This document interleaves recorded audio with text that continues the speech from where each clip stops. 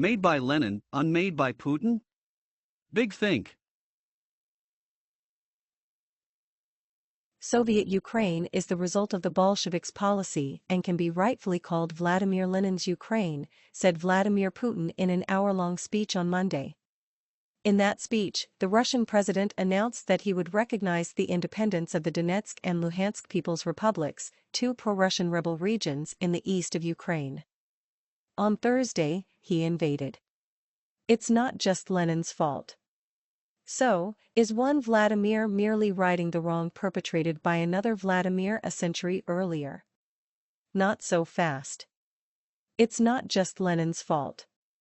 In the Ukraine is not real school of thought, currently quite popular in Russia, there are plenty of historical figures to blame for Ukrainians' inflated sense of self. Both before and after the Great Patriotic War, Putin went on, Stalin incorporated in the USSR and transferred to Ukraine some lands that previously belonged to Poland, Romania, and Hungary. In the process, he gave Poland part of what was traditionally German land as compensation, and in 1954, Khrushchev took Crimea away from Russia for some reason and also gave it to Ukraine. In effect, this is how the territory of modern Ukraine was formed. This map, which often pops up in circles of Kremlin apologists, illustrates and elaborates that point. All you need is Lvov. The map shows the area gifted to Ukraine by Lenin in 1922, in blue, which contains not just the rebel city of Luhansk, but a stretch of land all the way to the Black Sea port of Odessa, and beyond to the present-day border of Romania. Also included, in green, are the areas attached to Ukraine by Stalin, before and after the Second World War, aka the Great Patriotic War in the former Soviet Union. This includes the previously Polish city of Lviv, aka Lvov, Lemberg, Lemberg, Ilivo, Lvivorod, and Leopolis, an indication of the area's many overlapping cultures, and a formerly Austro-Hungarian and Czechoslovakian area known as Transcarpathia, see also Strange Maps number 57. And in purple, there is Crimea. Previously an Ottoman vassal state, the Crimean Peninsula was annexed by Russia in 1783.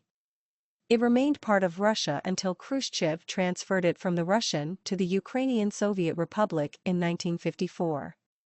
That transfer celebrated the 300th anniversary of Ukraine's reunification with Russia, as per the Treaty of Pereyaslav in 1654, and expressed the boundless trust and love the Russian people feel toward the Ukrainian people. It was a natural consequence of the territorial, economic, and cultural proximity between Crimea and Ukraine. That was the official story. According to this analysis by the Wilson Center, the transfer may very well have been designed specifically to increase the number of Russians in Ukraine, and thus Russia's hold over it. And it may have been a way to shore up support from Ukrainian communist leaders for Khrushchev in the ongoing power struggle for the supreme leadership within the USSR. Chip away the additions by those three communist leaders and what remains of Soviet Ukraine is a much smaller state. The relevant date here is 1654. In that year, Ukrainian Cossacks obtained Russian protection in their fight for independence from the Polish-Lithuanian Commonwealth.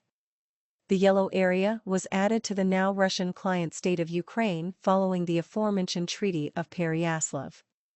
The previously independent part is the orange bit in the middle. Not so big now, are you, Ukraine? The larger point made by this map of a much, much smaller Ukraine is that the current version of that country owes its size to Russia, which therefore also has the right to uncreate it.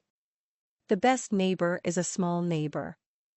In other words, this a license to remold Ukraine's borders as Russia sees fit. It's pretty safe to say that, absent the restraints of international law, that is how most large countries feel about their much smaller neighbors. Except that this approach to international borders is against international law, and with good reason. It's like throwing Pandora's boomerang.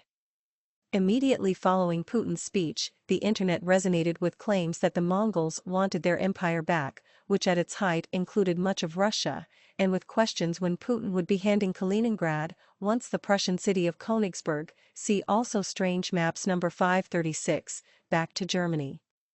Given that just about every country harbors some territorial grievance toward its neighbors, yes, even Luxembourg, the proliferation of this attitude would transform the arena of global politics from 12 angry men into Fight Club in no time. Perhaps the best speech on the matter this week was delivered by Martin Kimani, Kenya's ambassador to the United Nations.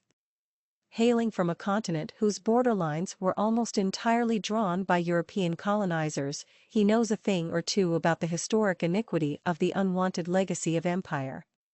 Today, across the border of every single African country, live our countrymen with whom we share deep historical, cultural, and linguistic bonds. At independence, had we chosen to pursue states on the basis of ethnic, racial, or religious homogeneity, we would still be waging bloody wars these many decades later. Instead, we agreed that we would settle for the borders that we inherited, but we would still pursue continental political, economic, and legal integration.